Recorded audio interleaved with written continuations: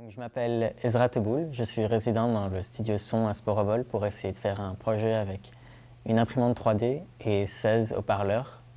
On a arrangé les haut-parleurs en un rectangle à 2 étages, 8 haut-parleurs en bas et 8 haut-parleurs en haut.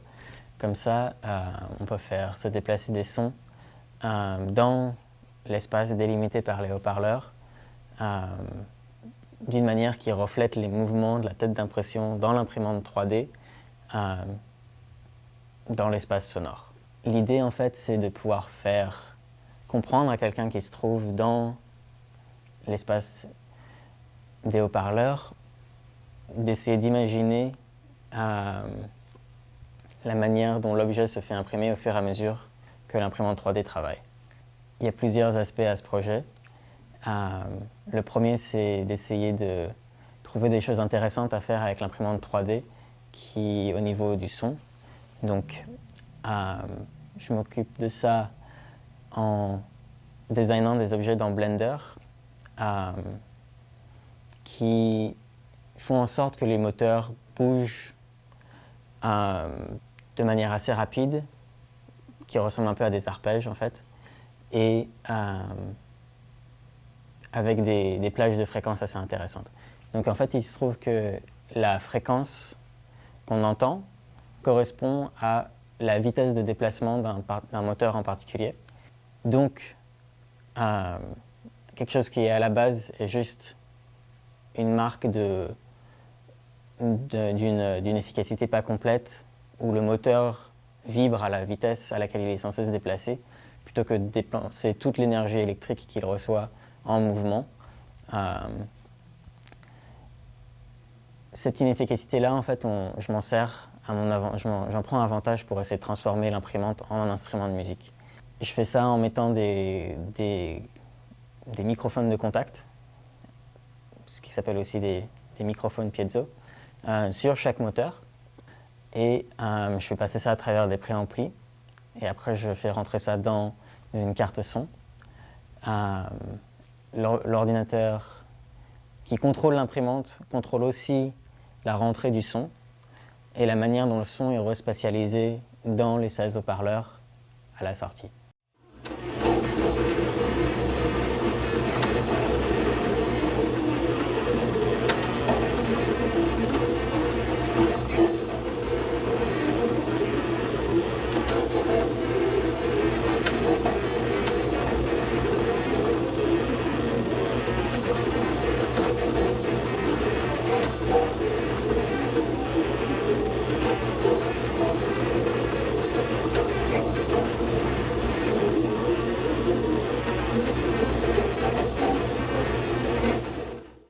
Donc, j'utilise des programmes comme Pure Data ou MaxMSP pour essayer de trouver la meilleure manière de spatialiser le son.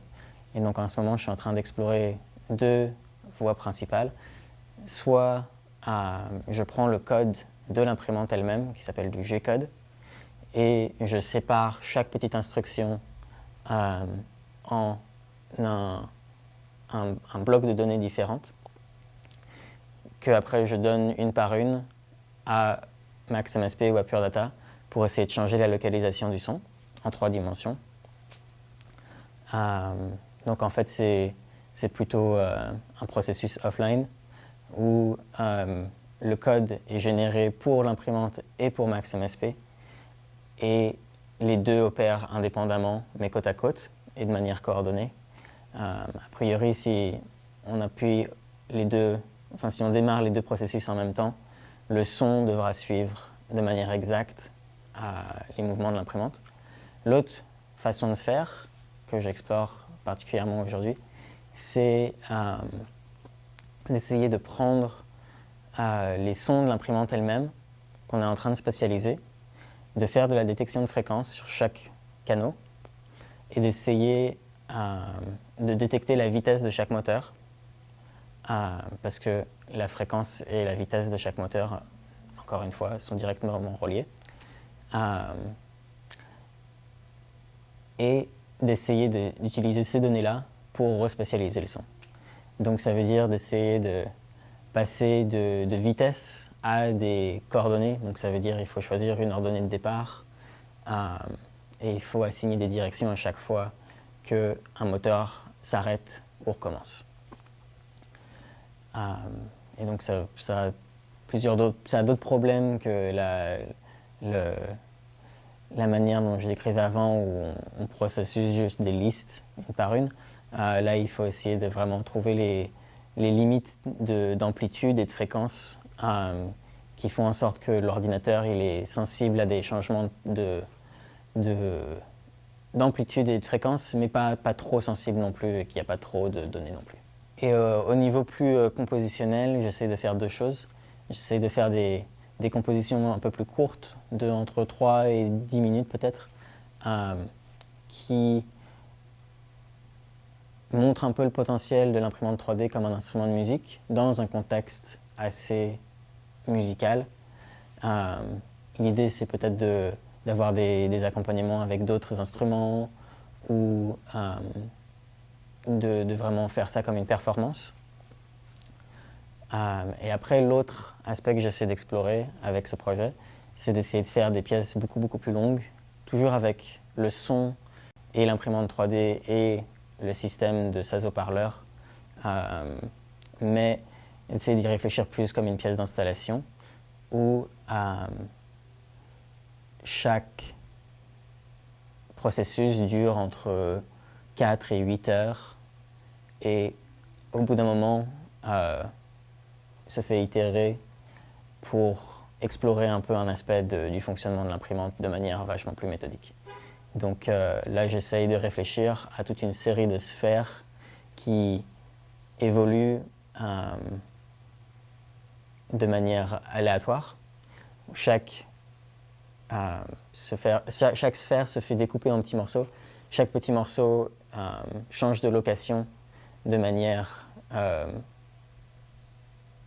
hasardeuse, à peu près, contrôlée par l'ordinateur. Et j'essaie de documenter ça et de voir la manière dont ça change le son qui sont produits à chaque fois, pour essayer de vraiment documenter pas juste la manière dont l'imprimante transforme une instruction en son, mais vraiment la manière dont les processus de production d'objets 3D digitaux changent la structure de l'élément à travers le son. Enfin, de montrer ça à travers le son, en tout cas. Donc il y a toujours cette idée d'essayer de transformer quelque chose qui est fait pour le visuel ou le physique et de le transformer en quelque chose qui est fait pour plus un aspect sonore et temporel. Donc l'idée, oui, c'est encore une fois de faire des pièces qui dureraient peut-être une semaine et à la fin de mettre tous les produits des impressions les uns à côté des autres pour montrer un peu que ça peut être intéressant de réfléchir aux objets de la manière dont ils sont fabriqués et de la manière dont la fabrication produit des sons.